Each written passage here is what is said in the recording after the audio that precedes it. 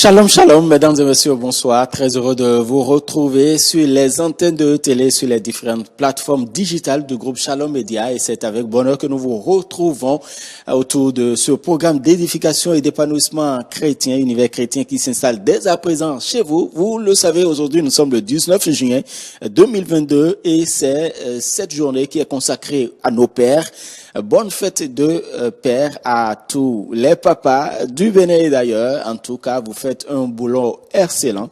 Vous qui assumez les charges donc de vos différents foyers, vous accomplissez l'œuvre de Dieu au travers de vos différentes familles. En tout cas, nous voudrions passer par ce canal pour souhaiter une bonne célébration à tous nos pères.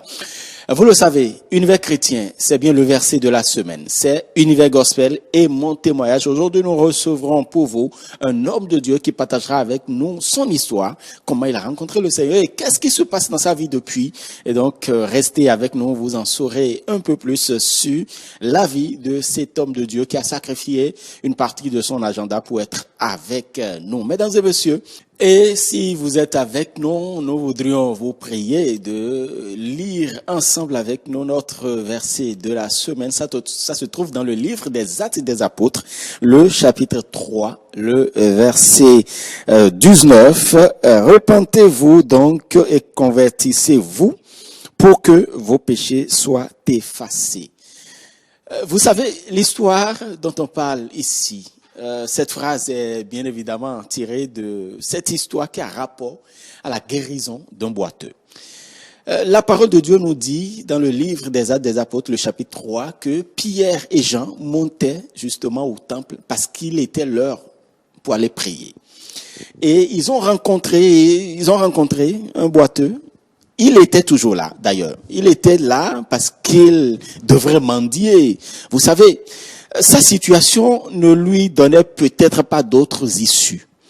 La seule issue qui était propice ou qui était favorable à lui en ce moment, c'était de mendier. Et donc, il attendait de Pierre et Jean, justement, quelques prébendes et donc quelques sous. Mais il a eu plus que ça, puisqu'il a été guéri. Pour être plus bref, dans cette histoire. Et après, le peuple était étonné de ce miracle qui avait été opéré par l'entremise de Pierre et Jean. Et Pierre a pris la parole. Et vous allez voir même l'intitulé, à partir d'un certain nombre de versets avant, donc le verset 19, c'est bien dit le discours. Vous savez, Pierre, celui-là qui était capable de renier Jésus, qui avait peur. Mais après la descente du Saint-Esprit, vous savez que nous nous rappelons de cette descente, de cette promesse accomplie par le Seigneur Jésus-Christ. Et donc, la descente du Saint-Esprit, il a été revigoré. Et donc, il a reçu une force, véritablement. Et Pierre pouvait prendre la parole et dire au peuple, pourquoi êtes-vous étonnés de ce qui s'est passé? Alors que Jésus que vous avez crucifié était la source, justement, de ce miracle-là. Et il y avait seulement un message que Pierre délivrait en ce moment. Repentez-vous et convertissez afin que vos péchés soient effacés. Et c'est ce message que nous vous lançons au travers de cette émission aujourd'hui. Vous qui endurcissez vos cœurs, ce n'est plus le moment parce que vous ne savez pas ce qui adviendra plus tard. La repentance, c'est quoi? Se repentir, c'est quoi? Justement, regretter ses péchés, reconnaître qu'on est pécheur et qu'on pose des actes indignes vis-à-vis de Dieu et s'en détourner. Et le Seigneur, il est toujours disposé à pouvoir nous aider à nous en débarrasser. Et comme Pierre, aujourd'hui, nous nous tenons ici et nous vous invitons à changer d'attitude. Et donc, repentez-vous et convertissez-vous afin que vos péchés soient effacés. C'est la parole d'aujourd'hui, c'est le verset de la semaine que nous partageons avec vous. Vous pouvez le retrouver sur notre site, le www.shalommedia.com. Nous passons à Univers Gospel.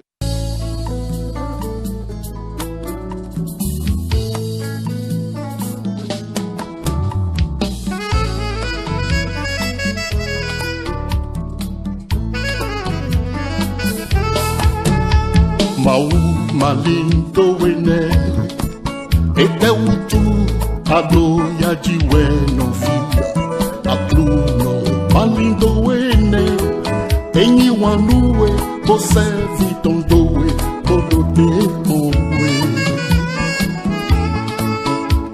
Jésus malindo wene ete utu ado ya jiwe dada akuno malindo wene enyi wanuwe bose vitondowe modote kowe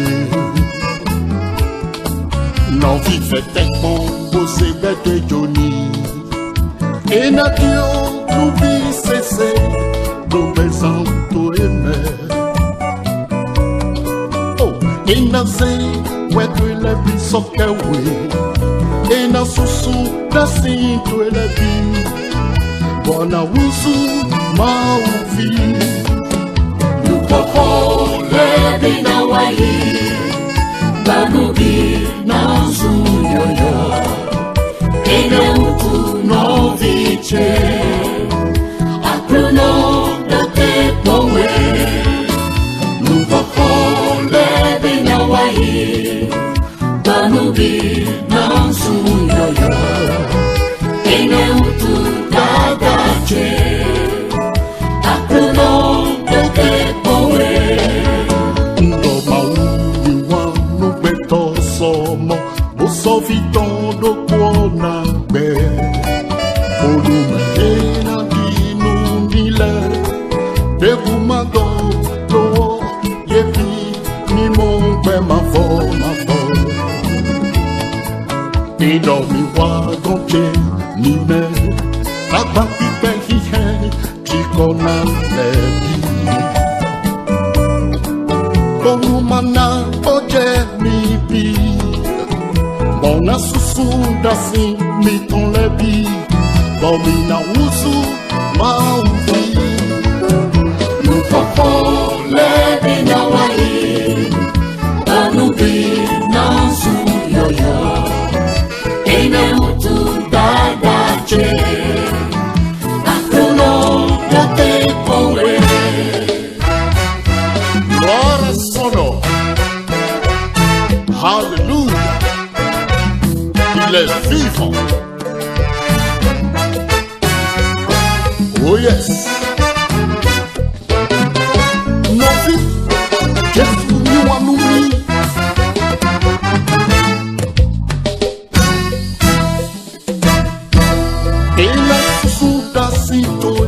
Bonana we be mavo Wano viche Akuno dote powe Esusunda sinumi Bonami be mavo Wano viche Akuno dote powe Anda uzunu yo Rosaline yo Asipa yo Luho le bina wai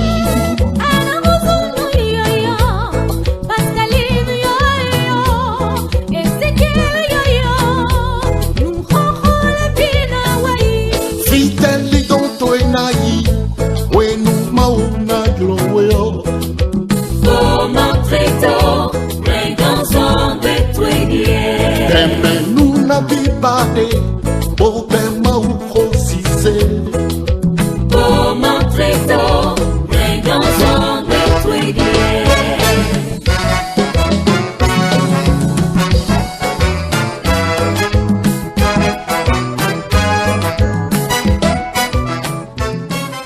Voilà, un très beau titre qui nous appelle ou qui nous rappelle que la grâce est toujours disponible. Le Seigneur est toujours disposé à pouvoir recevoir tous ceux qui s'approchent de lui et c'est le moment de donner sa vie au Seigneur.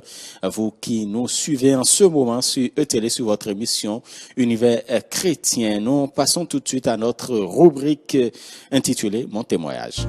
Nous retrouvons donc l'homme de Dieu dont je vous parlais dès l'entame de cette émission. Il s'agit du pasteur John Lamlimpo que je retrouve avec tout un bonheur. Shalom, pasteur. Shalom, shalom. Vous allez bien? Très bien, par la grâce de Dieu. En tout cas, c'est un véritable honneur de vous accueillir sur notre tribune. Il y a bien longtemps aussi. Bon, je parle de ce que je sais. Et de ce que moi-même je sais.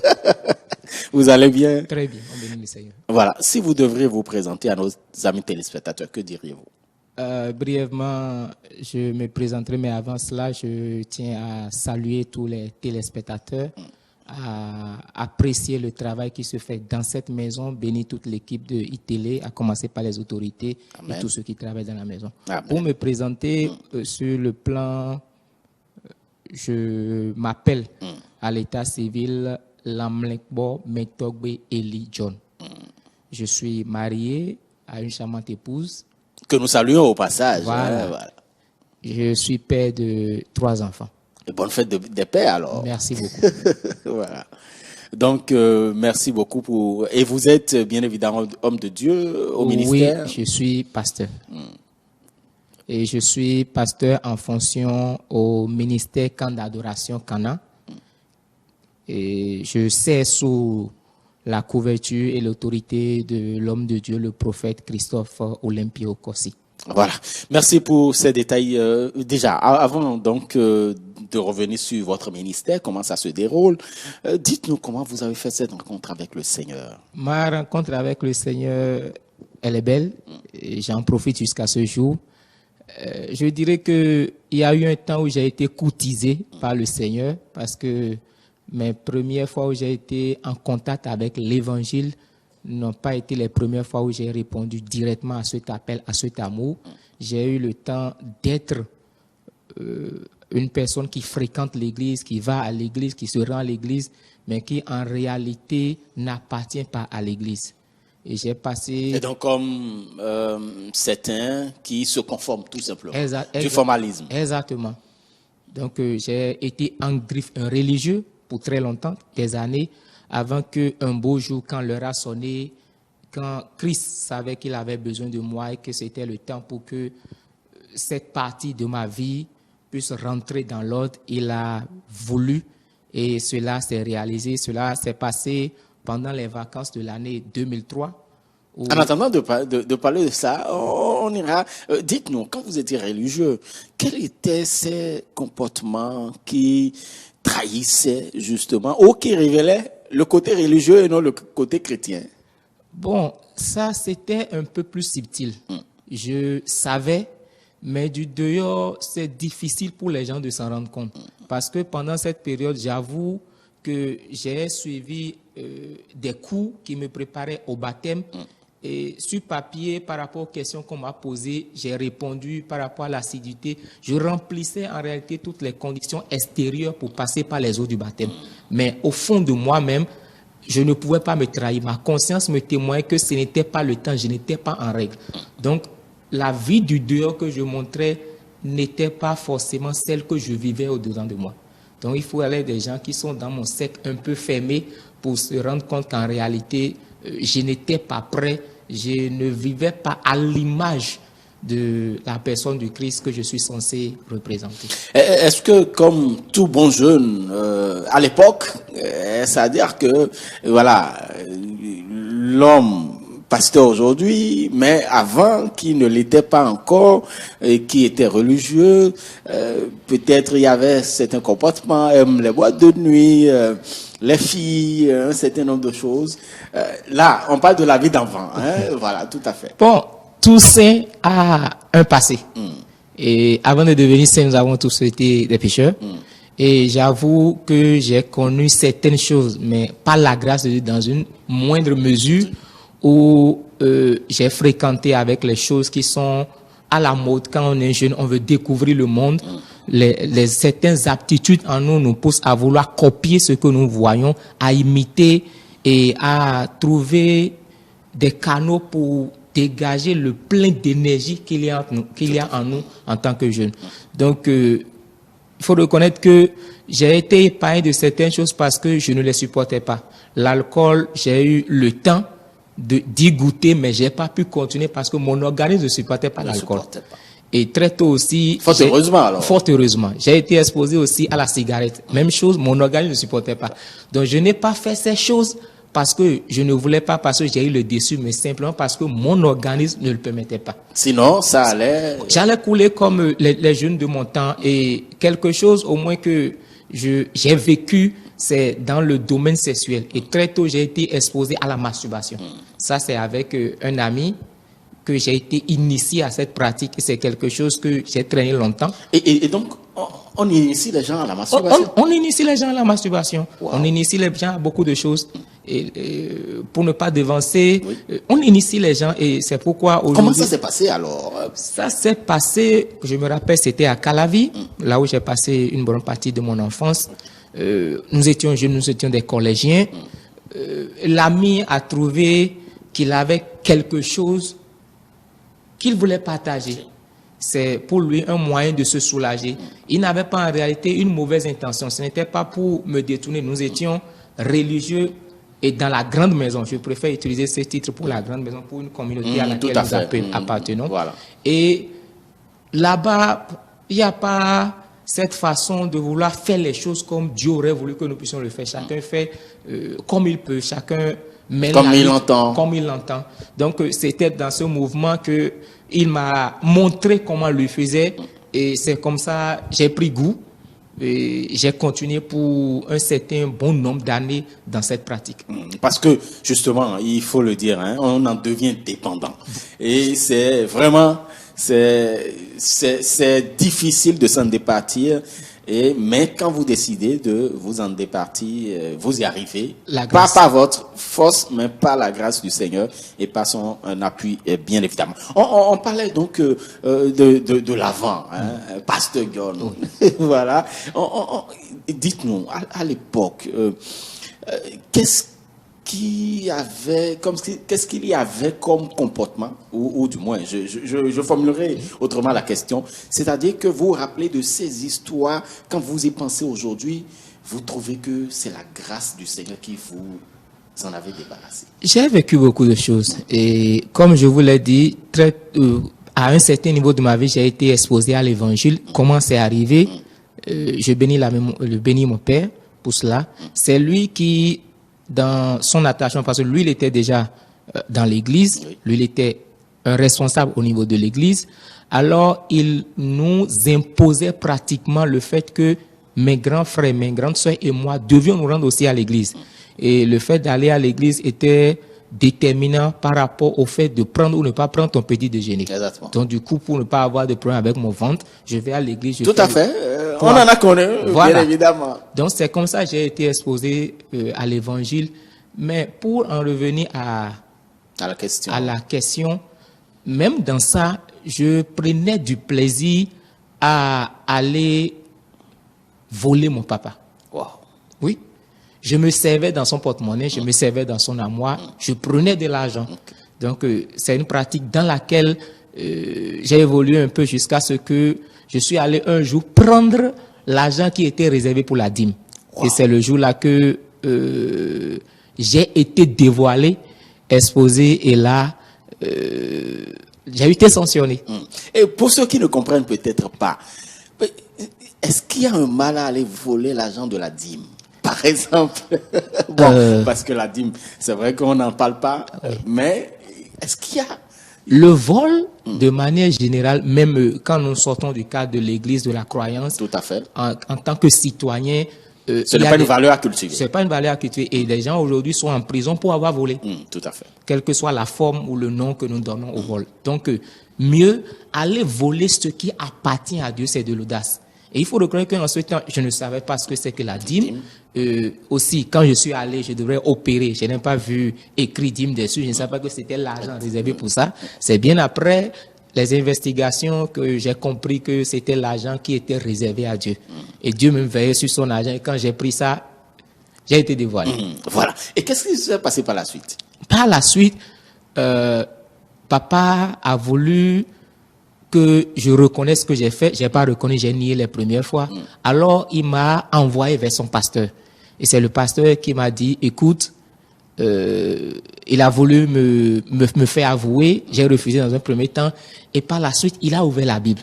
Et là, il m'a conduit dans le livre de Deutéronome. Là où il est parti il est parlé des malédictions. Vous n'avez jamais oublié ça? Ce sont des choses qu'on ne peut pas oublier. Et j'étais dans son bureau. Et quand il a fini de lire, il me repose la question. La même question à laquelle j'avais répondu non. Quand il a reposé la question, j'ai dit oui. Parce que, franchement, quand vous faites une rétrospection sur ces malédictions, il y avait quand même beaucoup. Beaucoup. Énormément. Hein. Sérieusement. Et vous avez dit oui. J'ai dit oui. Et c'est ça même qui a fait que papa a décidé de ne plus me garder. Il fallait qu'on m'envoie dans des conditions auprès de quelqu'un où je serais plus ou moins mieux encadré. Et c'est là qui a fait que j'ai quitté là où je suis pour me retrouver par la grâce de Dieu à Porte-Nouveau. Je ne savais pas que Dieu avait un plan pour moi en m'attendant à Porte-Nouveau. Je suis en train de comprendre avec le temps, quand on prend du recul, que dans toutes ces choses, Dieu connaît les siens et les prédestinés, quel que soit le chemin qu'ils sont en train de prendre, Dieu est en train de guider leurs pas. Tout à fait, tout à fait. Merci vraiment pour ce témoignage-là. Et justement, vous êtes allé à Porte-Nouveau, vous êtes toujours exposé à l'évangile, c'est tellement... Et là, c'était encore parce que j'ai été recueilli à Porte-Nouveau par une maman. Je bénis le Seigneur pour sa vie. Et elle a été plus compréhensive, plus douce, et avec le cœur de mère, sa façon de me prendre n'était pas tu ne vas pas à l'église, tu ne vas pas prendre petit déjeuner. Là, déjà, il y a une grande différence. Et elle nous a témoigné de l'amour et elle nous a mis dans les conditions. Et ça a fait que toutes ces choses étaient des semences qui étaient en train de me préparer à devenir le John que je suis aujourd'hui. Voilà. Et justement, est-ce que il y a c'est vrai que vous avez parlé de différence déjà. Est-ce que quelque chose a commencé par changer en vous? Dans les comportements, dans un certain nombre d'agissements, par exemple? Avec le fait que je sois déplacé du cadre où j'étais, d'abord c'était un facteur contraignant pour que je ne me comporte pas comme je me comportais. Parce qu'en réalité, avant d'atterrir chez la maman, ce que mon papa voulait, c'était d'aller me mettre carrément chez quelqu'un d'autre, un tuteur. Et là, la maman dit non, je ne peux pas être ici et notre enfant ira rester chez le tuteur. Je préfère le récupérer et prendre soin de lui. Donc, le fait que la maman m'ait tendu la main était pour moi déjà un défi. Donc, consciemment, je me comportais, je m'efforçais de vivre mieux que ce que je faisais. Je voulais papa, mais de là où je suis resté chez la maman, je n'ai jamais touché à quoi que ce soit.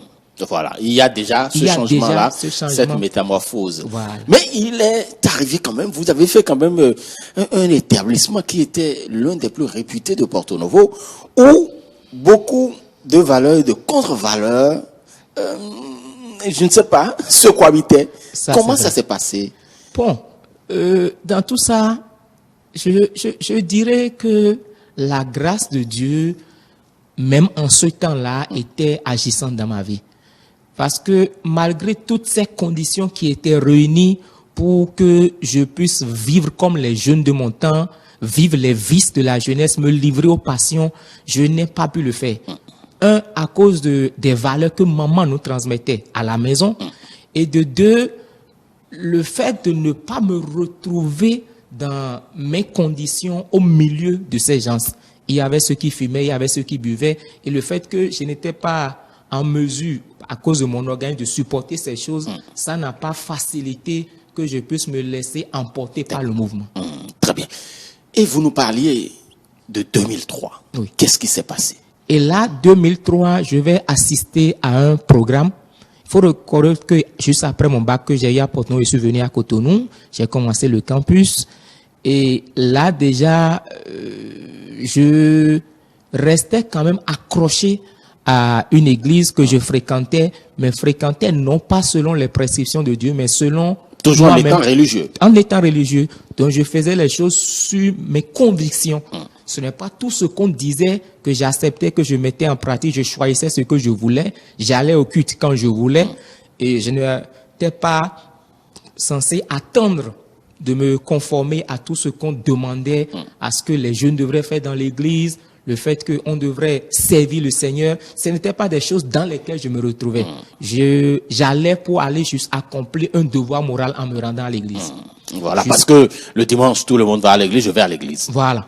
Donc, il fallait aller à l'église pour aussi, peut-être que si maman appelle de Porto-Novo pour demander est-ce que tu es allé à l'église, que je ne sois pas obligé de mentir. Exactement. Donc, et il faut reconnaître aussi que j'ai commencé quand même par développer un certain amour pour la chose. Même si me conformer à l'évangile n'est pas venu de manière brusque, quand même, il y a un côté de moi-même qui a commencé par aimer la chose. Donc, ce faisant, j'avais du plaisir à aller à l'église, tout au moins les dimanches, aller vivre la communion selon moi, Oui. avant de continuer les autres jours de la semaine dans ma vie de tous les jours. Voilà. Donc, on était en 2003, Oui. et justement, et qu'est-ce qui a conduit justement à cette rencontre personnelle avec le Seigneur? Dieu a voulu que je ne puisse pas donner un témoignage où on voit un facteur déterminant, quelque chose de grand, une cause suffisamment importante qui ait poussé quelqu'un à venir au Seigneur. Ça a été très vite, ça a été très speed, et je ne pourrais pas trouver des facteurs sur lesquels m'appuyer pour dire voici des choses qui ont déclenché. Ok. Ce dont je me souviens, j'étais à un programme de 3 jours de jeûne et prière, Oui. malgré mon état religieux. Et c'est au retour de ce programme, j'étais dans la voiture et je me rendais à la maison quand dans cette voiture, malgré le bruit, malgré les passagers qu'il y avait, j'ai reçu dans mon cœur que le temps était venu pour que je mette de l'ordre dans ma vie. C'était dans votre cœur. Et Dans donc, mon c'était où, en tout cas, vous entendiez. Je n'ai pas entendu une voix audible, mais ce que j'ai reçu dans mon cœur était suffisamment fort, suffisamment limpide et clair qu'il n'y avait aucun doute là-dessus. Et du moment où j'ai entendu ça, en descendant de cette voiture, j'avoue que les choses sont allées très rapidement et effectivement, avec l'aide de Dieu, j'ai commencé par mettre de l'ordre dans ma vie. C'est-à-dire que, après avoir eu cette pensée certainement qui vient du Seigneur, puisque la parole de Dieu nous dit que le Saint-Esprit convainc même le monde du péché. Après cette cette situation, quel est l'engagement ou la décision que vous avez prise ensuite? La décision a été de vivre de manière à plaire à Dieu, de vivre de manière à vivre l'évangile. Et c'est là que je suis passé de l'étape de religieux à l'étape d'enfant de Dieu. Et effectivement, j'ai eu en même temps ce désir de lire la parole de Dieu. J'avais à ma possession en ce temps un Nouveau Testament, les Bleus, que l'association Gédéon Gédéon, partage. exactement. Donc, je suis devenu un accro de ce Nouveau Testament. J'avais du plaisir, je prouvais du plaisir à lire, à relire, et ça m'a beaucoup aidé. Et c'était donc c'était pas une corvée, c'était Non, pas une c'était pas une contrainte corvée. pour vous. C'était- C'est-à-dire que vous aviez envie c'est-à-dire, hein, comme on le dit vulgairement, vous avez envie de boire la Voilà. parole. Donc, c'était naturel. Et ne pas le faire, je ressentais qu'il y a quelque chose qui me manquait. Et c'est par la suite, j'ai eu aussi accès à une Bible plus complète. Et je lisais un jour un verset, ça c'est pour revenir à ce que je disais avant ma conversion. Oui. Et là, je lis dans le livre de Proverbes que celui qui vole son père ou sa mère et qui dit que ce n'est pas un péché, que en réalité cette personne est l'ami du destructeur. Alors je me suis rendu compte toutes les fois où je mettais la main soit dans le porte-monnaie de ma maman pour prendre de l'argent, ou encore dans le tiroir, dans la chambre de papa pour aller prendre de l'argent, j'étais en réalité en train de me faire ami avec le destructeur. Tout à fait. Parce que en ce temps, en toute honnêteté, je me disais, papa se bat, maman se bat, quand ils travaillent, en réalité, c'est pour nous les enfants. Exactement. Donc du moment où ils amassent la chose, et qu'ils ont du mal à nous distribuer ça comme cela se doit, aller prendre ce que je suppose être ma part n'était pas un péché. Tout à fait. Et ça me permet justement d'y revenir parce que c'est légion d'entendre, quand tu voles ton père ou quand tu voles ta mère, non, tu n'as pas volé, puisque ce qui appartient à tes parents t'appartient et tout ça. Ah non. Lorsque vous volez, c'est-à-dire que vous n'avez pas eu l'autorisation des parents pour aller prendre, par exemple, telle autre chose. Donc, lorsque vous le faites, vous volez tout simplement. Il n'y a pas d'autre nom pour pouvoir le dire. Et donc, c'est important. Si vous avez toujours eu, chers amis téléspectateurs, vous avez toujours eu cette pensée-là, qu'en volant vos parents, que vous ne volez pas en réalité, non, c'est faux. Vous volez, bien évidemment. Oui, et si vous permettez, je lis rapidement le verset qui m'a bouleversé et qui m'a délivré. J'ai pas eu besoin qu'on m'impose les mains, qu'on chasse de moi l'esprit de vol. Mais quand j'ai lu ça, c'est dans Proverbe 28, verset 24. Il est dit dans Proverbe 28, verset 24, celui qui vole son père et sa mère et qui dit ce n'est pas un péché est le compagnon du destructeur. et dis-moi qui tu fréquentes. Je te dirai qui tu es. Voilà. Et donc cette parole a bouleversé. Bouleversé, et c'est ainsi que non seulement en lisant la Bible, mais aussi des livres inspirés que des auteurs chrétiens, poussés par Dieu, inspirés par Dieu, ont écrit, beaucoup de choses ont commencé par changer dans ma vie. Et donc, non seulement vous n'aviez pas cette soif de lire seulement la Bible, mais de lire également d'autres personnes qui ont fait des expériences avec Dieu. Donc, Wow. du coup, mon univers a changé, mes fréquentations ont changé, mes aspirations ont changé, mes centres d'intérêt ont changé. Tout à fait. Et là, c'est en lisant l'un des bouquins qui est inspiré, où il est parlé de l'esprit de femme de nuit et de mari de nuit, que j'ai compris en réalité que la masturbation à laquelle je m'adonnais était en train de me réserver un avenir chaotique. Et en suivant les instructions qui ont été données dans ce livre, et par la grâce de Dieu, j'ai été libéré de ce qui était devenu une addiction pour moi et qui était en réalité en train d'affecter ma vie, aussi bien sur le plan spirituel, sur le plan psychologique et même dans la société. Il y a quelque chose, chers amis téléspectateurs, je ne sais pas si vous suivez un peu la chronologie des faits, parce que en réalité, ces deux faits que notre invité nous expose, ça s'est passé bien avant, et c'est bien plus tard qu'il a compris justement ce que la parole dit de ses comportements précédemment eus. Donc, franchement, Dieu, il parle tantôt d'une autre, tantôt d'une manière ou d'une autre, véritablement. Et donc, c'est important de lire la parole, parce que toutes les questions que nous nous posons, les réponses sont dans la Bible, bien évidemment. Et vous avez eu donc cette grâce d'être libéré de cela. Si vous avez un message à l'endroit d'un frère ou d'une sœur qui s'adonne, par exemple, à cela, que diriez-vous? Parce que pour d'autres, ce n'est pas un péché. Ils trouvent que, justement, ce n'est pas un péché. Oui, malheureusement, avec la société, et pire encore, par certains faux enseignements qui sont amenés dans l'Église, notre corps est le temple du Saint-Esprit et nous devons le garder dans la pureté. Tout à fait. Ce n'est pas le moment où c'est avec une autre personne que tu vas t'engager dans un acte sexuel hors du mariage. Ce n'est pas seulement avec quelqu'un d'autre que tu es en train de manquer le but. Ce n'est pas seulement avec quelqu'un d'autre que tu es en train de pécher. Du moment où même toi-même, tu cherches à te satisfaire sexuellement, tu es en train de faire ce que Dieu ne voudrait pas que tu fasses. Et là, ça nous expose à beaucoup de conséquences spirituelles. En écoutant le témoignage de certaines personnes qui ont, dans leur temps d'ignorance, ont été des serviteurs et des agents au service du diable, quand on les voit nous raconter ce qu'ils faisaient avec ces choses, parce que quand tu te masturbes en tant qu'homme, tu libères ta semence. Toi, tu as libéré la semence, c'est ce que tu vois physiquement. Mais spirituellement, ça peut être recueilli ou c'est recueilli.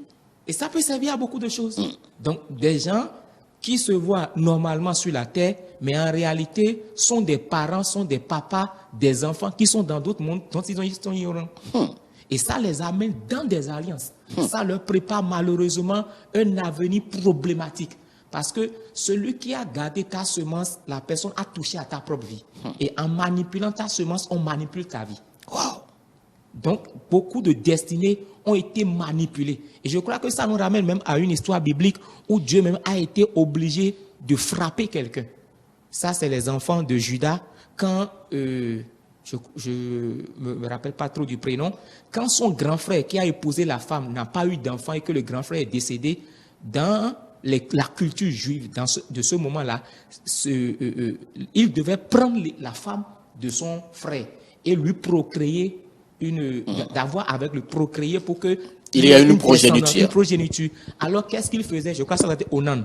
Qu'est-ce que Onan faisait, ou bien au lieu d'avoir d'intimité avec la femme et de continuer jusqu'à la fin, il faisait, excusez-moi le terme, le coït interrompu, et il versait la semence par terre. Et ça n'a pas plu à Dieu, Dieu même l'a frappé. Donc, il y a une dimension spirituelle non négligeable quand nous rentrons dans les affaires du sexe. Très bien. C'est important, Vraiment important. de pouvoir le savoir. Vous savez, Et nous le disons très souvent sur cette émission, le monde spirituel gouverne le monde physique. Pour avoir un succès dans le physique, il faut l'avoir eu dans le spirituel. Et nous sommes spirituels, chers amis. Nous avons une dimension spirituelle. Nous sommes faits de corps, d'esprit et d'âme. Et donc, c'est important de comprendre ces choses. Nous ne voyons peut-être pas ce qui se passe lorsque nous nous adonnons à de tels actes, mais il y a tellement de conséquences et il peut y avoir. Donc, si vous nous suivez en ce moment, prenez la décision de vous en départir. Demandez au Seigneur de vous aider à vous en départir. Si vous êtes fatigué et chargé, lui, il vous donnera le repos. Et donc, ce repos-là, c'est de vous débarrasser de tout ce qui vous éloigne de sa volonté. Merci beaucoup. Et donc, vous parliez de ces choses, vous avez compris ces choses, vous avez été libérés. Et ensuite, qu'est-ce qui s'est passé? Et ensuite, je ne dirais pas que toutes ces choses sont venues du jour au lendemain. Ça a été un travail progressif où Dieu me révélait chaque coin de ma vie. Et j'ai pris aussi le temps d'aller me rapprocher de mon papa, de lui demander pardon par rapport à ces choses que j'avais fait. J'ai demandé aussi pardon à maman. Et ça m'a permis... Ça me rappelle cette histoire de Zachée, la restitution. Voilà. Parce que là, Zachée avait promis, si j'avais escroqué quelqu'un, je lui paierais le quadruple de ce que je lui avais pris. Et donc, la restitution par ailleurs. Donc, c'est important de faire ces choses quand nous venons au Seigneur. Et je me rappelle que pendant que j'étais à Cotonou, et dans mon cursus scolaire à Porto-Novo, j'ai eu un professeur de mathématiques. Et quand il a appris à Porto-Novo que John serait devenu chrétien, il dit là, il faudrait que je voie pour croire. Et il a raison. Pourquoi? Il connaissait l'élément que John était. Donc, et John était quel élément? John était l'élément qui donnait du fil à retordre à son professeur. John était cet élément, même si au milieu des filles qui me faisaient les yeux doux, je ne m'adonnais pas à eux, mais en apparence, on voyait en moi... On vous collait cette image. On me collait cette image. Donc, il a voulu être sûr que si c'est le même John qu'il a connu à Porto-Novo, qui serait venu à Cotonou. Parce que si dans une moindre mesure, quelqu'un est en train de faire quelque chose à Porto-Novo et que la personne est transposée à Cotonou, ce serait pire. Ce serait pire. Parce qu'il se retrouve dans une zone urbaine plus mouvementée et dynamique. En toute honnêteté, quand je quittais Porto-Novo pour Cotonou, je me disais avec le bac, avec le monde estudiantin, là c'était la porte ouverte et... À toutes les dérives. C'était Don Juan, j'allais tirer sur beaucoup de choses. Et là où le Seigneur nous montrera toujours son amour et sa suprématie, et là où il va toujours prendre nos projets et les échanger contre ses projets, c'est au moment où je me suis rendu compte parce que retourner à Cotonou, je suis resté à Kokokodji et non loin de Kokokodji, il y avait un collège qu'on appelle, bon sinon pas non loin de Kokokodji, à Kokokodji même, c'est le collège Le Méridien. Et au moment où je rejoignais Kokokodji, Le Méridien, sa classe la plus élevée, c'était la 3e. La plus grande classe s'arrêtait à la 3e. Et pour avoir fait la série C au collège, j'avais un bon niveau en mathématiques et en physique. Matières qui, généralement, sont des bêtes noires pour les gens. Tout à fait. Et arriver à... Ah oui, il faut... Cette parenthèse-là, ce n'est pas... l'élément John, c'était un travailleur. Ça, je peux vous rassurer. Et donc, il a fait le bac C d'ailleurs, et tout cela. C'était vraiment un travailleur, et je sais de quoi je parle. Et il le sait aussi. Donc, voilà. Arriver à Kokokodji, pour arranger les choses, selon moi, en ce temps, papa nous attribuait à chacun de ses premiers garçons une chambre, un salon. Donc j'avais ma clé, j'avais ma chambre, j'avais mon salon. Et je n'avais pas de compte à rendre à quelqu'un si ce n'est attendre la fin du mois pour tendre la main à papa qui était dans une autre maison. Donc je me dis, et je n'avais pas aussi les moyens pour équiper la chambre. Tout ce que j'avais, c'était un bureau et une chaise au salon. À l'intérieur, un lit à une place. Et je me dis, bon, là, celles qui vont le plus souffrir, ce sera les filles qui sont en 3e au CG Le Méridien. Méridien. Parce qu'on va commencer à faire les cours de mathématiques au salon avec le tableau et ça va finir dans la chambre. Et c'est dans cette optique que je me retrouvais quand j'ai voulu aller me défouler, comme j'en avais l'habitude en assistant à ce programme de jeûne et de prière, quand au retour, le Seigneur m'a demandé saisi. Et tout comme Paul, hein, sur la voie de Damas. La voie de Damas, bien évidemment. Et donc les choses ont suivi. Les choses ont suivi. Et je ne peux pas expliquer, mais faire une journée et ne pas me rendre compte que j'ai fait un progrès avec Dieu n'était plus possible. Je devais faire quelque chose pour être sûr que j'ai quitté un point A pour un point supérieur B. Donc, j'étais là dans la méditation, dans la prière, dans la lecture des bouquins inspirés. Et c'est en ce moment que j'ai connu des auteurs comme Renard Bonquet, dont la lecture des livres m'a beaucoup challengé. Tout à fait. Et en même temps, avec ma conversion est venu mon appel. Parce que je me suis retrouvé dans une situation où je dis, ce que je suis en train de vivre, ce que j'ai été, ce que je suis en train d'être, certaines personnes ont besoin de faire aussi cette expérience. Alors il fallait que je sois équipé pour aller à leur recherche. Et c'est comme ça que tout doucement, la communauté dans laquelle j'étais en train de servir, l'occasion est venue pour que je suive les cours de baptême. Et cette fois-ci, quand j'ai suivi les cours de baptême, je n'ai plus fui comme c'était le cas.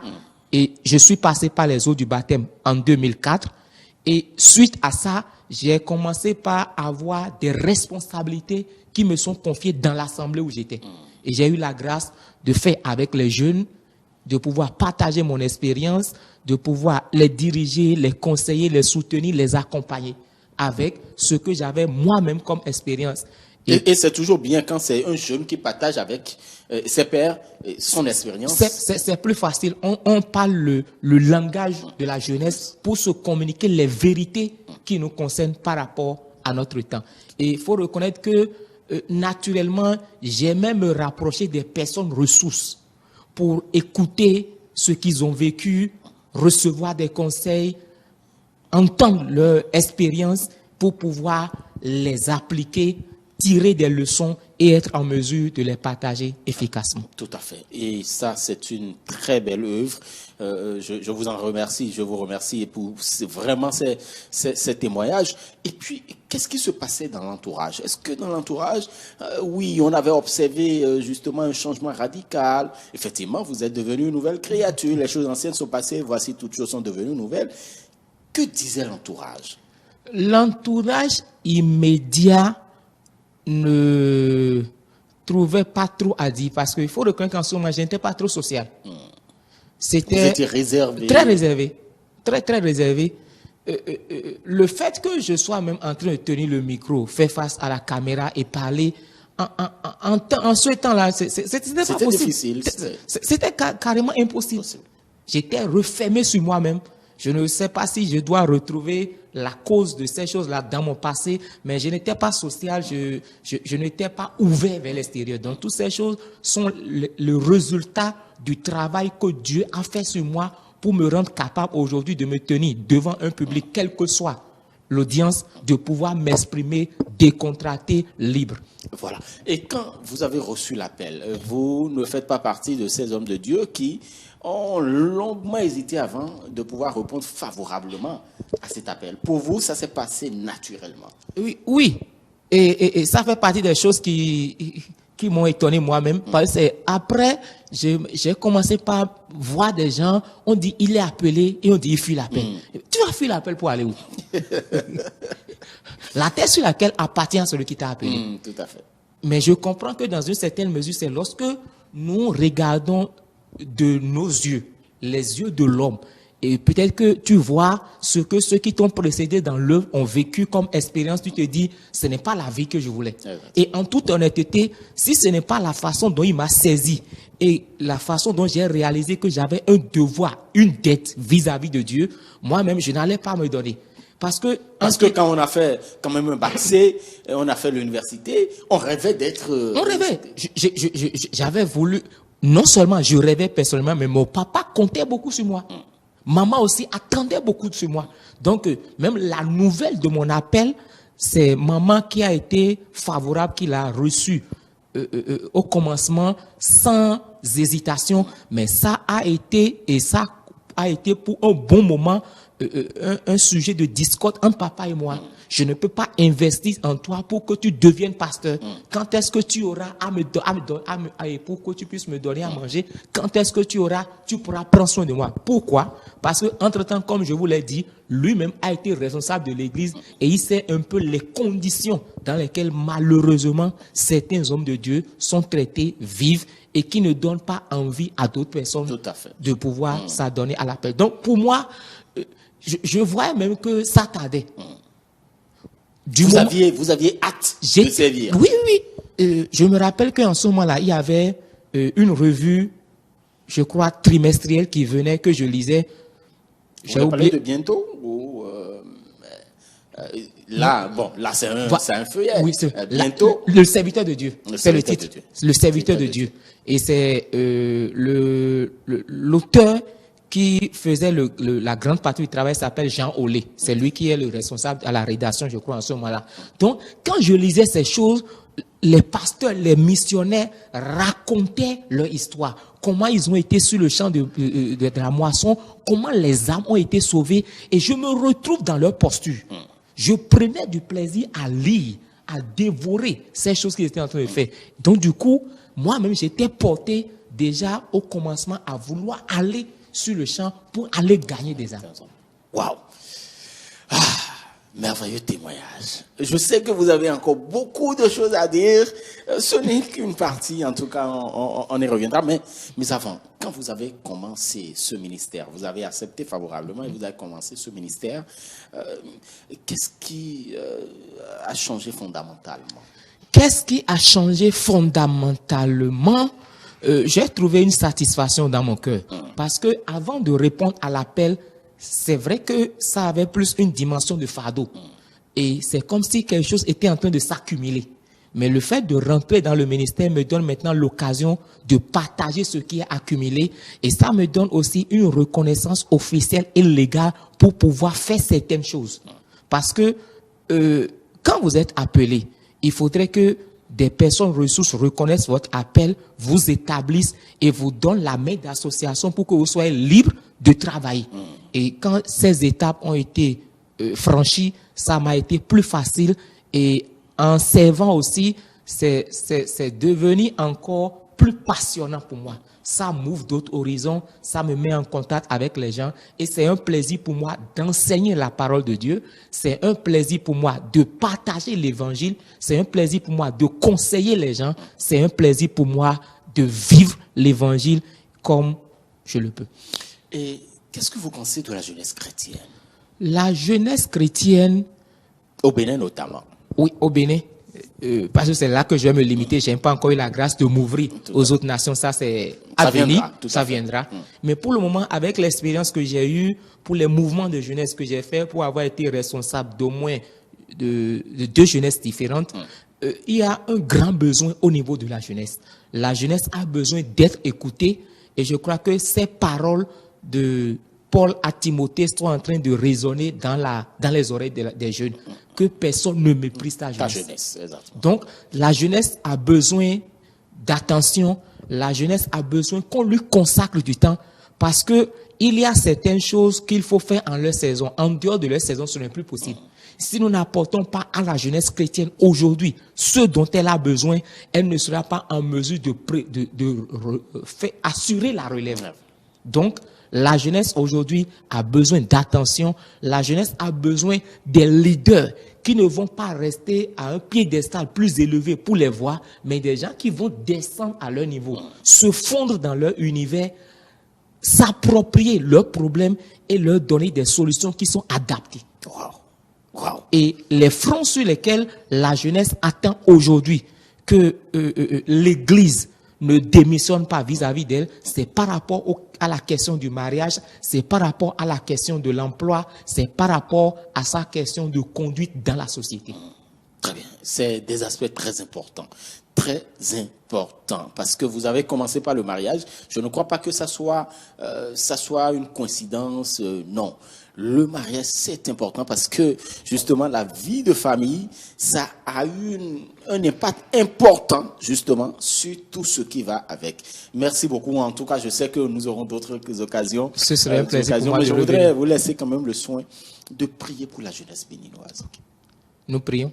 Seigneur, nous te bénissons, nous te rendons grâce. Oui, Seigneur. Merci pour ce merveilleux moment. Merci, Nous Seigneur. voulons prier pour un jeune, nous voulons prier pour une sœur, nous voulons prier pour un frère qui en ce moment est en train d'écouter. Même ceux qui ne vont pas écouter, ceux qui ne vont pas suivre cette émission, nous demandons que tu te révèles à eux. Amen. Parce que nous savons que personne n'est venu sur la terre pour être un gaspillage, mais juste en tourisme. Tu as un plan pour la vie de chacun. Oh, yes. Alors que ton plan pour chaque jeune de cette nation vienne en accomplissement au nom de Jésus. Amen. Nous prions que tu relèves, notamment ceux qui sont déjà emballés par l'ennemi, qui sont en train de se perdre. Seigneur, rachète-les.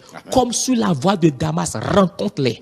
Dans les universités, que les jeunes se tournent vers toi.